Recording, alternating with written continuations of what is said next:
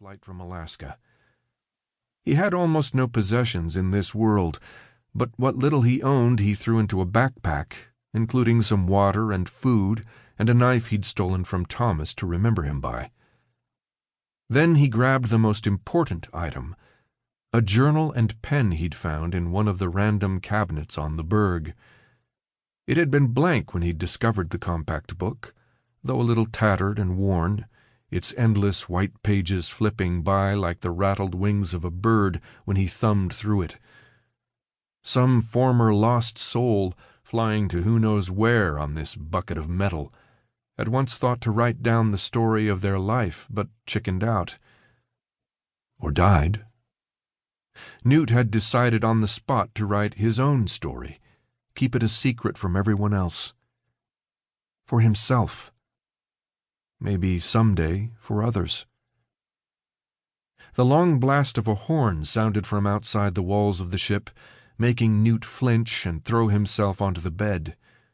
His heart sputtered out a few rapid beats while he tried to reorient.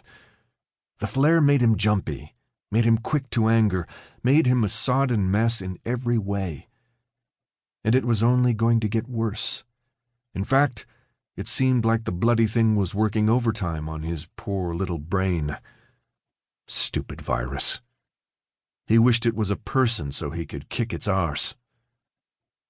The noise stopped after a few seconds, followed by a silence still as darkness. Only in that silence did Newt realize that before the horn there'd been the ambient noise of people outside, erratic and off. Cranks.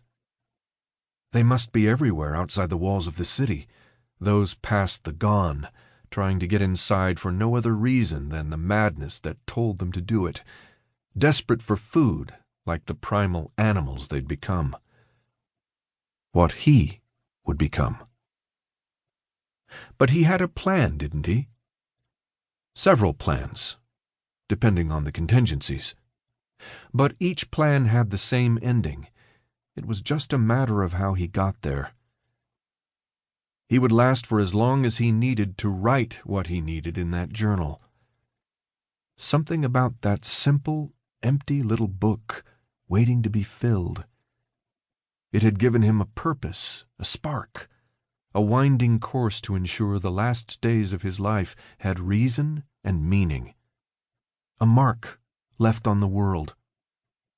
He would write all the sanity he could muster out of his head before it was taken over by its opposite.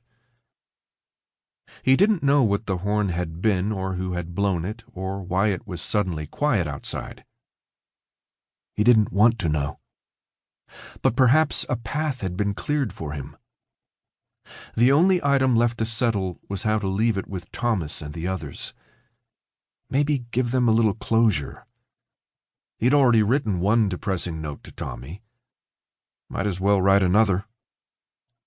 Newt decided that his journal would survive if it weighed less by 1 page.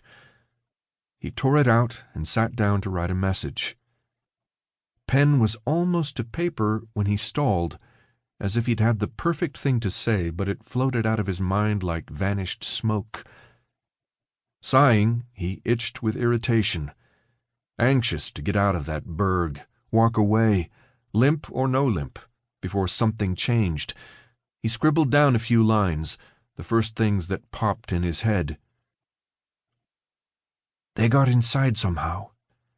They're taking me to live with the other cranks. It's for the best.